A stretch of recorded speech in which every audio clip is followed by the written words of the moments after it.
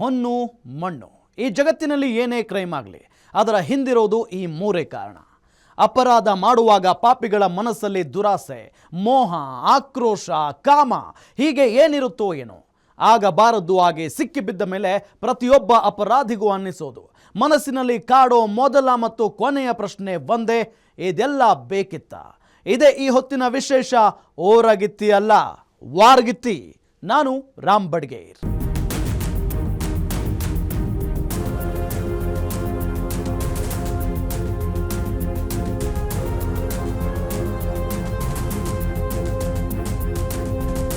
ಕಿರುತೆರೆ ನಟಿ ಕಾವ್ಯ ಗೌಡ ಗಲಾಟೆ ಕೇಸ್ಗೆ ರೋಚಕ ತಿರುವು ಸಿಕ್ಕಿದೆ. ಜನವರಿ 26ರಂದು ಅವರ ಮನೆಯಲ್ಲಿ ನಡೆದ ಗಲಾಟೆಯ ಅಸಲಿಯತ್ತನ್ನ ಕಾವ್ಯ ಗೌಡ ಎಳೆಯಾಗಿ ಬೆಚ್ಚಿಟ್ಟಿದ್ದಾರೆ. ಇದು ಮೊದಲ ಬಾರಿಗೆ ನಡೆದ ಗಲಾಟೆಯಲ್ಲ, ಬದಲಿಗೆ ಈ ಹಿಂದೆಯೂ ಹಲವು ಬಾರಿ ಗಲಾಟೆ ನಡೆದಿದೆ. ನಮ್ಮ ಬಳಿ ಇರೋ ಸಾಕ್ಷ್ಯವನ್ನ ಕೋರ್ಟ್ಗೆ ನೀಡಿದ್ದೇವೆ. ನನ್ನ ಹೆಸರಿಗೆ ಮಸಿ ಬಳಿಯಲು ಪ್ರಯತ್ನಿಸಿದ್ದಾರೆ, ಹೀಗಾಗಿ ಅದಕ್ಕೆ ಸ್ಪಷ್ಟನೆ ನೀಡ್ತಿದ್ದೇನೆ ಅಂತ ಹೇಳಿದ್ದಾರೆ. ಅಸಲಿಗೆ ಏನಾಗಿದೆ ಅಂತ ಡೀಟೇಲ್ ಆಗಿ ತೋರಿಸ್ತೀವಿ ನೋಡಿ.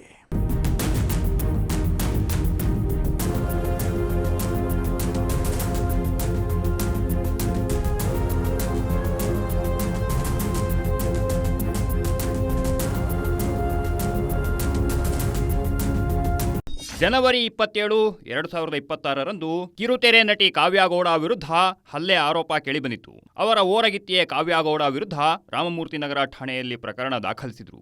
ಅದಕ್ಕೆ ಈಗ ಅವರು ಸ್ಪಷ್ಟನೆ ನೀಡುವಂತೆ ಇನ್ಸ್ಟಾಗ್ರಾಮ್ ರೀಲ್ಸ್ ಮೂಲಕ ರಿಯಾಲಿಟಿ ಚೆಕ್ ಮಾಡಿಸಿದ್ದಾರೆ. ಅಸಲಿಗೆ ಅವತ್ತು ಏನು ನಡೀತು ಅನ್ನೋದಕ್ಕೆ ಸಿಸಿ ಕ್ಯಾಮೆರಾ ದೃಶ್ಯಾವಳಿಗಳನ್ನು ನೀಡುವ ಮೂಲಕ ನನ್ನ ತಪ್ಪಿಲ್ಲ ಅಂತ ಸ್ಪಷ್ಟಪಡಿಸಿದ್ದಾರೆ.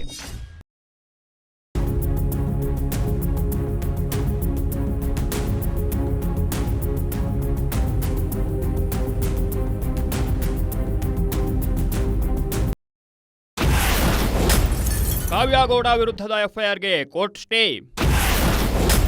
ಕಾವ್ಯ ಗೌಡ ವಿರುದ್ಧದ ವಿಚಾರಣೆಗೆ ನ್ಯಾಯಾಲಯ ತಡೆ.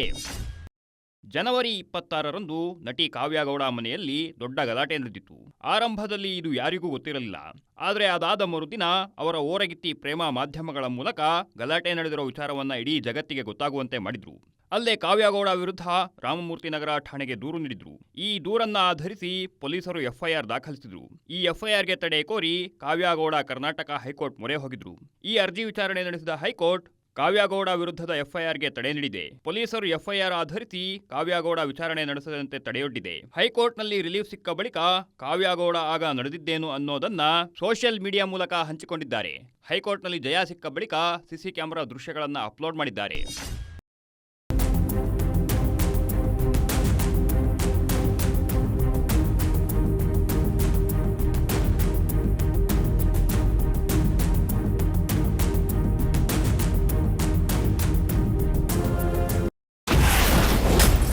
ಕೋರ್ಟ್ ಆದೇಶದ ಬಳಿಕ ಕಾವ್ಯ ಗೌಡ ಸುದ್ದಿಗೋಷ್ಠಿ. ತಮ್ಮ ವಿರುದ್ಧದ ಆರೋಪಗಳನ್ನು ತಳ್ಳಿಹಾಕಿದ ಕಾವ್ಯ ಗೌಡ. ಕರ್ನಾಟಕ ಹೈಕೋರ್ಟ್ನಲ್ಲಿ ಕಾವ್ಯ ಗೌಡ ವಿರುದ್ಧದ ಎಫ್ಐಆರ್ಗೆ ತಡೆ ನೀಡಿದ ಬಳಿಕ ರೀಲ್ಸ್ ಮೂಲಕ ಸಿಸಿ ಕ್ಯಾಮೆರಾ ದೃಶ್ಯಗಳನ್ನು ಸೋಷಿಯಲ್ ಮೀಡಿಯಾದಲ್ಲಿ ಅಪ್ಲೋಡ್ ಮಾಡಿದ್ರು.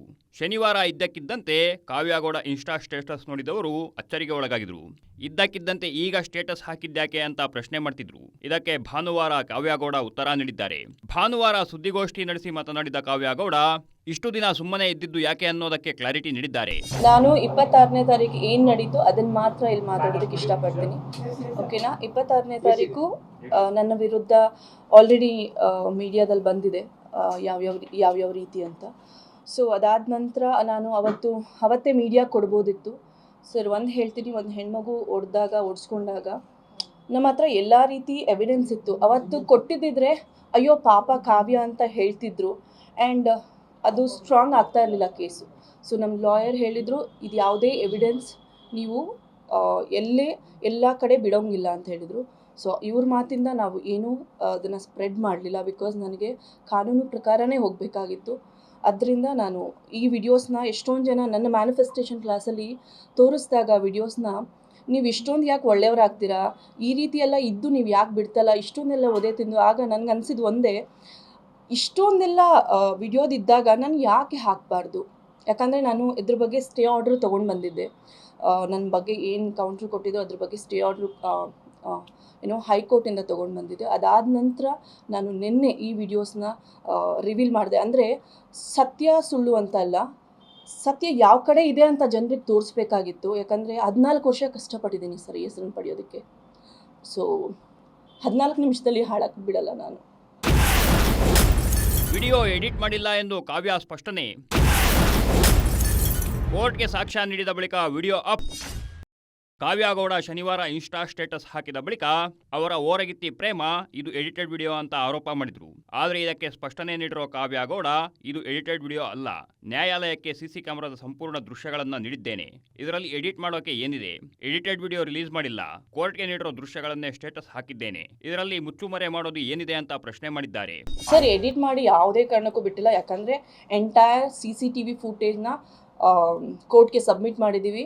ಸೊ ಅಲ್ಲಿ ತೀರ್ಮಾನ ಆಗುತ್ತೆ ಅದು ಸುಳ್ಳು ಅಥವಾ ಸತ್ಯ ಅಂತ. 100% ನನಗೆ ಗೊತ್ತು, ನಮಗೆ ಗೊತ್ತು ಅದು ಎಷ್ಟು ಸತ್ಯ ಅಂತ. 100% ಅದು ಯಾವುದೇ ರೀತಿ. ಸರ್ ನಾನು ಇನ್ಸ್ಟಾಗ್ರಾಮ್ಗೆ ಎಷ್ಟು ಕೊಡಬೇಕು ಅಷ್ಟೇ ಕೊಟ್ಟಿದ್ದೀನಿ. ಮಿಕ್ಕಿದ ಎವಿಡೆನ್ಸ್ನಲ್ಲಿ CCTV ಪಾಸ್ವರ್ಡ್ ಅವ್ರ ಹತ್ರನೂ ಇದೆ, ನಮ್ಮ ಹತ್ರನೂ ಇದೆ. ಸೊ ಎಂಟೈರ್ ಡೀಟೇಲ್ನ ನಾನು ಅಲ್ಲಿ ಕೊಟ್ಟಿದ್ದೀನಿ. ಎಷ್ಟು ಇನ್ಸ್ಟಾಗ್ರಾಮಲ್ಲಿ ಎಷ್ಟು ಬೇಕು, ಇನ್ಸ್ಟಾಗ್ರಾಮಲ್ಲಿ ಎಷ್ಟು ರೀಲ್ ತೊಗೊಳಕ್ಕಾಗುತ್ತೆ ಅಷ್ಟೇ ಹಾಕಿರೋದು. ತನಿಖೆಗೆ ಅಡ್ಡಿಯಾಗುವ ಕಾರಣಕ್ಕೆ ರಿವೀಲ್ ಮಾಡಿಲ್ಲ. ಕೇಸ್ ಕುರಿತು ಕಾವ್ಯ ಗೌಡ ಪರ ವಕೀಲರ ಮಾಹಿತಿ.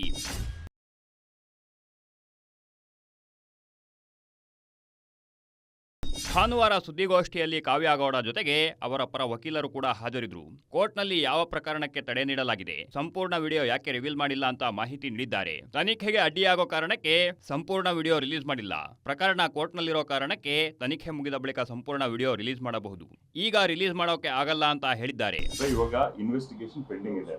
ಇದರಲ್ಲಿ 3 ಕ್ರೈಮ್ ರಿಜಿಸ್ಟರ್ ಆಗಿದೆ. ಒಂದು ಕ್ರೈಮ್ ನಂಬರ್ 61 ಆಫ್ 2026, ಇನ್ನೊಂದು 62 ಆಫ್ 2026 ಮತ್ತೆ 63 ಆಫ್ 2026. 61 ಆಫ್ 2026 ಹಾಕಿರೋದು ಭವ್ಯ ಅವ್ರು ಹಾಕಿರೋದು, ಅಂದ್ರೆ ಕಾವ್ಯ ಅವರ ಸಿಸ್ಟರ್ ಹಾಕಿರೋ ಕಂಪ್ಲೇಂಟ್.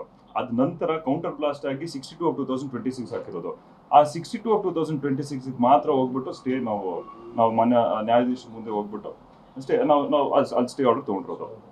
ಅದು ಎಕ್ಸ್ಪ್ಲೇನ್ ಮಾಡ್ಬೇಕಾದ್ರು ಕೂಡ ನಿಮ್ಗೆ ಎಲ್ಲರೂ ನೋಡಿದ್ರೆ, ಮಾಧ್ಯಮದಲ್ಲಿ ನೋಡಿದ್ರ ನೀವು, ಎಕ್ಸ್ಪ್ಲೇನ್ ಮಾಡ್ಬೇಕಾದ್ರು ಕೂಡ ಈಗ ಸೋಷಿಯಲ್ ಮೀಡಿಯಲ್ಲಿ ಏನೇನಾಯ್ತು ಎಲ್ಲರಿಗೂ ಗೊತ್ತು. ಬಟ್ ಅದು ಮಾತ್ರ ಸ್ಟೇ ಆಗಿದೆ. ಸೊ ಪೆಂಡಿಂಗ್ ಇನ್ವೆಸ್ಟಿಗೇಷನ್ ಇದ್ದಾಗ ಆ ವಿಡಿಯೋಸ್ ಬಗ್ಗೆ ಕಮೆಂಟ್ ಮಾಡೋದು I don't think it is right. ನಾವು ಒಂದು ಪದ ಯೂಸ್ ಮಾಡ್ತೀವಿ, ಸಬ್ ಜುಡಿಸ್ ಅಂತ ಹೇಳ್ಕೊಂಡು. ಸಬ್ ಜುಡಿಸ್ ಇದ್ದಾಗ ವಿಡಿಯೋಸ್ ಅಲ್ಲಿ ಏನಿದೆಯೋ ಆ ವಿಡಿಯೋಸ್ ಎಲ್ಲ ಪೊಲೀಸ್ ಅಂದ್ರೆ ಜೂರಿಸ್ಡಿಕ್ಷನ್ ಪೊಲೀಸ್ ಸ್ಟೇಷನ್ಗಾಗಲೇ ಕೊಟ್ಟಾಯಿತು, ಇನ್ವೆಸ್ಟಿಗೇಷನ್ ಆಫೀಸರ್ಗೆ ಕೊಟ್ಟಾಯಿತು, ಕೋರ್ಟಿಗೆ ಕೂಡ ನಾವು ಪೂರ್ತಿ ಹಾಜರು ಮಾಡಿದ್ದೀವಿ. ಸೊ ಅದ್ರ ಬಗ್ಗೆ ಕಮೆಂಟ್ ಮಾಡೋದು I don't think it is appropriate ಈಗ ಸದ್ಯಕ್ಕೆ.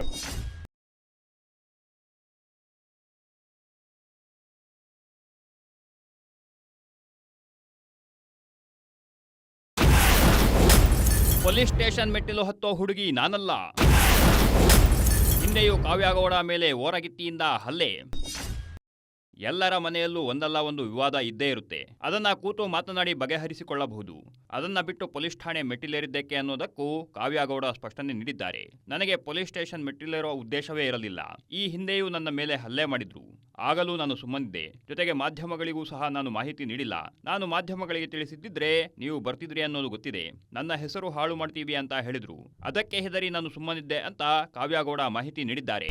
ನಾನು ಸ್ಟೇಷನ್ ಮೆಟ್ಲು ಹತ್ತೋ ಹುಡುಗಿ ಅಲ್ಲ. ಯಾಕಂದರೆ ಇದೇ ಥರ 1-2 ಸಲ ನನಗೆ ಆಗಿದೆ, ಹೊಡ್ಸ್ಕೊಂಡಿದ್ದೀನಿ.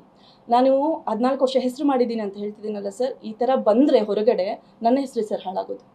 ನಾನೇನು ಮಾಡಿದೆ, ನಾನು ಹೊಡ್ಸ್ಕೊಂಡು ನಾನು ನಮ್ಮ ಮಾವನ ಕಡೆಯಿಂದನೂ ಇದು ಮಾಡಿ ನಾನು ಹಾಸ್ಪಿಟಲ್ಗೆ ಹೋಗ್ತೀನಿ ಸರ್, ಫಸ್ಟು ಇದು ಮಾಡಬೇಕು ಅಂತ. ಸೊ ಆಲ್ರೆಡಿ ನಮ್ಮ ಅಕ್ಕ ಎಲ್ಲ ನನ್ನ ನೋಡಿದ್ದಾರೆ ಸರ್. ನನ್ನ ಸ್ಥಿತಿ 100% ತುಂಬ ಬ್ಯಾಡ್ ಆಗಿತ್ತು. ನನಗೆ ಗೊತ್ತು ಆ ಸಿಚುವೇಶನ್ ಹೇಗಿತ್ತು ಅಂತ. ಯಾಕಂದರೆ ನಾನು ಆ ಪ್ಲೇಸಲ್ಲಿ ಇದ್ದವಳು ಮಾತ್ರ, ಅನುಭವಿಸಿದವಳಿಗೆ ಮಾತ್ರ ಗೊತ್ತು. ನೀವು ಕೇಳೋರಿಗೆ ಗೊತ್ತಿಲ್ಲ ನನಗೆ.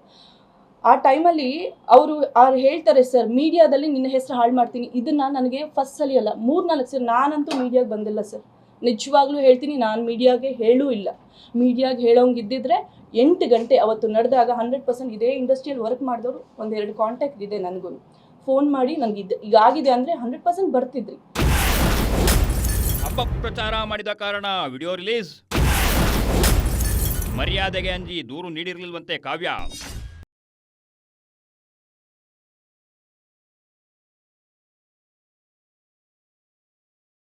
ನಾವೇಕೆ ಮಾಧ್ಯಮಗಳಿಗೆ ಮತ್ತು ಪೊಲೀಸರಿಗೆ ಮಾಹಿತಿ ನೀಡಿಲ್ಲ ಅನ್ನೋ ಕುರಿತು ಕಾವ್ಯಗೌಡ ಸ್ಪಷ್ಟನೆ ನೀಡಿದ್ದಾರೆ. ನಾನು ಮರ್ಯಾದೆಗೆ ಅಂಜಿ ಬಾಳೋ ವ್ಯಕ್ತಿಯಾಗಿದ್ದೇನೆ. ನನ್ನ ಅತ್ತೆ ಮಾವ ಮರ್ಯಾದೆ ಹಾಳಾಗುತ್ತೆ ಅಂತ ಸುಮ್ಮನಿದ್ದೆ. ನನ್ನ ಮಾವ ತುಂಬಾ ದೊಡ್ಡ ಹೆಸರು ಮಾಡಿದ್ದಾರೆ. ಅವರ ಮರ್ಯಾದೆ ಹೋಗಬಾರದು ಅಂತ ಸುಮ್ಮನಿದ್ದೆ. ನನ್ನ ವಿರುದ್ಧ ಅಪಪ್ರಚಾರ ಮಾಡಿದ್ರು. ಅರೆ ಇದೇನಿದು ಹೀಗಾಯ್ತಲ್ಲ ಅಂತ ನೋವಾಯ್ತು. ಇರಲಿ, ಅವರಿಗೆ ತೋಚಿದ ರೀತಿ ಅವರು ಹೇಳ್ತಿದ್ದಾರೆ. ಆಗ ವಿಡಿಯೋ ರಿಲೀಸ್ ಮಾಡೋ ಸ್ಥಿತಿಯಲ್ಲಿ ನಾನಿರಲಿಲ್ಲ. ಈಗ ವಿಡಿಯೋ ರಿಲೀಸ್ ಮಾಡೋ ಸಮಯ ಬಂದಿದೆ, ಹೀಗಾಗಿ ವಿಡಿಯೋ ರಿಲೀಸ್ ಮಾಡಿದ್ದೇನೆ ಅಂತ ಹೇಳಿದ್ದಾರೆ. ನನಗೆ ನನ್ನ ಮಾನ ಮರ್ಯಾದೆ ಮುಖ್ಯ, ನಮ್ಮ ಅತ್ತೆ ಮಾವ ಮಾನ. ಯಾಕಂದರೆ ನಮ್ಮ ಮಾವ ತುಂಬ ಹೆಸರು ಮಾಡಿದಂಥ ವ್ಯಕ್ತಿ. ಅವರ ಹೆಸರನ್ನ ನಾನು ಯಾವುದೇ ರೀತಿ ಹಾಳು ಮಾಡಲ್ಲ.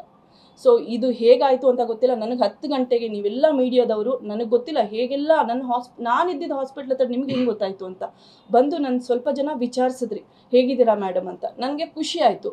ಬಟ್ ಇದು ಲೈಕ್ ಅವರು ಮಾತಾಡ್ತಿದ್ದಾರೆ, ನನಗೆ ತುಂಬ ಬೇಜಾರಾಯಿತು. ಯಾಕೆ ಹೀಗೆಲ್ಲ ಮಾತಾಡ್ತಾ ಇದ್ದಾರೆ, ಯಾಕೆ ಈ ರೀತಿ ಎಲ್ಲ ಕೇಳ್ತಾ ಇದ್ದಾರೆ ಅಂದಾಗ ಓಕೆ ಆಯಿತು, ಅವ್ರ ವರ್ಷನ್ ಅವ್ರಿಗೆ. ನಾನು ಅವಾಗ ನನ್ನ ಹಸ್ಬೆಂಡ್ ಇವ್ರನ್ನ ಕಾಂಟ್ಯಾಕ್ಟ್ ಮಾಡಿದ್ರು, ನನ್ನ ಅಕ್ಕ ಎಲ್ಲ ಕಾಂಟ್ಯಾಕ್ಟ್ ಮಾಡೋದು. 220 BP ಆಗಿಬಿಟ್ಟು ICU ಇದ್ದರು. ಆ ಸಿಚುವೇಶನ್ ರಾಂಗ್ ಇತ್ತು ಸರ್. ನಮ್ಗೆ ತುಂಬ ಬೇಜಾರು. ನನಗೆ ಅದ್ರ ಬಗ್ಗೆ ಹೇಳ್ಕೊಳಕ್ಕೆ ಇಷ್ಟ ಇದೆ.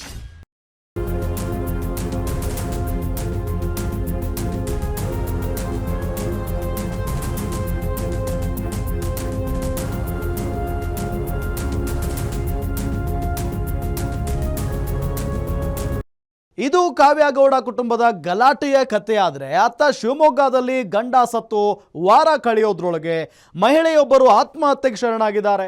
ಇದಕ್ಕೆ ಕಾರಣ ಒಬ್ಬ ಪೊಲೀಸಪ್ಪ ಅಂತ ಅವರು ವಾಟ್ಸಾಪ್ನಲ್ಲಿ ತಮ್ಮ ತಾಯಿಗೆ ಕಳಿಸಿರೋ ಡೆತ್ ಮೆಸೇಜ್ನಲ್ಲಿ ಹೇಳಿಕೊಂಡಿದ್ದಾರೆ. ಏನಿದು ಕುಟುಂಬದಲ್ಲಿ ನಡೆದಿರೋ ದುರಂತ? ಈ ದುರಂತ ನಡೆಯೋದಕ್ಕೆ ಪೊಲೀಸಪ್ಪ ಕಾರಣ ಆಗಿದ್ದು ಹೇಗೆ?